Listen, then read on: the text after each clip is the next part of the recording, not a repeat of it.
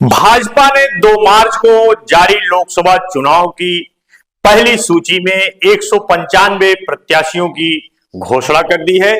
इसमें यूपी की जौनपुर लोकसभा सीट भी शामिल है, जहां से पार्टी ने कांग्रेस के पूर्व नेता कृपाशंकर सिंह को उम्मीदवार बनाया है। भाजपा ने यह सोचते हुए कृपाशंकर सिंह पर दांव लगाया है कि धन बल से संपन्न यह नेता जौनपुर की सीट जीतकर उसकी झोली में डाल सकेगा, जो फिलहाल बहुजन समाज पार्टी के हाथ में है। मिशन 80 को सफल बनाने के लिए जौनपुर सीट पर जीत हासिल करना उसके लिए बेहद महत्वपूर्ण है। लेकिन इस सीट पर भाजपा को कभी जीत तो कभी हार मिलती रही। ऐसे में कृपाशंकर सिंह पर एक महत्वपूर्ण सीट पर जीत हासिल करने की जिम्मेदारी सौंपी गई है।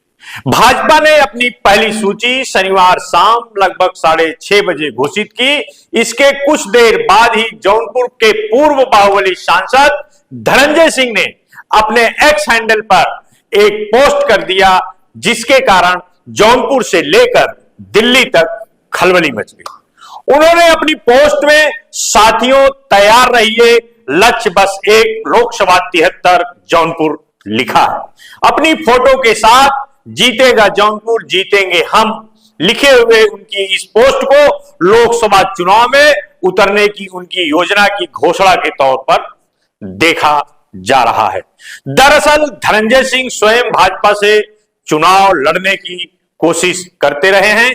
2014 और 2019 के लोकसभा चुनाव में भी उन्होंने भाजपा का टिकट पाने का प्रयास किया था। 2024 में भी उन्होंने भाजपा से के कई शीर्ष नेताओं से संपर्क कर जुगाड़ भिगाड़ने की कोशिश की थी, लेकिन उनकी आपराधिक और विवादित पृष्ठभूमि के कारण भाजपा ने उन्हें अपना उम्मीदवार बनाने से बचती रही। माना जा रहा है कि इस बार अंतिम क्षणों तक उन्हें भरोसा था कि भाजपा उन्हें अपना उम्मीदवार बना सकती है, लेकिन जब अंतिम सूची में कृपाशंकर का नाम आ गया तो उन्होंने स्वयं में चुनाव उतरने की घोषणा कर दी।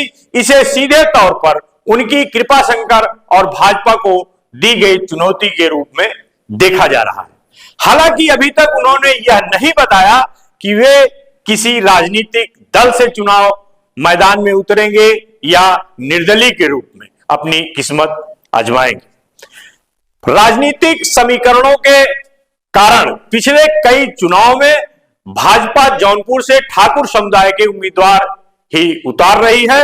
2014 में भाजपा उम्मीदवार केपी सिंह ने यहां से जीत हासिल की थी, लेकिन 2019 के चुनाव में उन्हें बसपा के श्याम सिंह यादव के हाथों हार का सामना करना पड़ा था।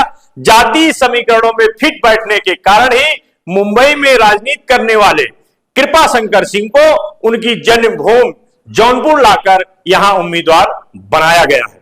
लेकिन यदि धनंजय सिंह चुनाव में उतरते हैं तो इसका भाजपा की चुनावी रणनीति पर सीधा असर पड़ सकता है।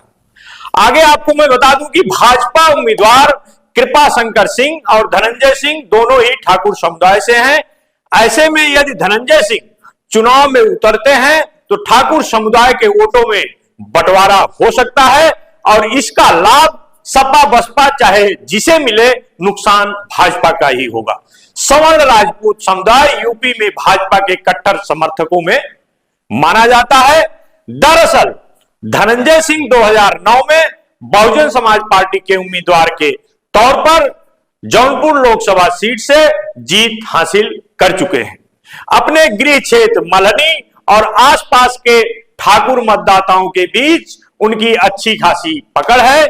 उनकी लोकप्रियता का अंदाज इस बात से भी लगाया जा सकता है कि वे निर्दलीय उम्मीदवार के तौर पर इसी जौनपुर की रारी विधानसभा सीट से जीत हासिल कर चुके हैं। ऐसे में यदि वे चुनाव में उतरते हैं तो जौनपुर के सियासी समीकरण भाजपा के लिए खासकर प्रभावित हो सकते हैं। आज के लिए इतना ही। नमस्कार।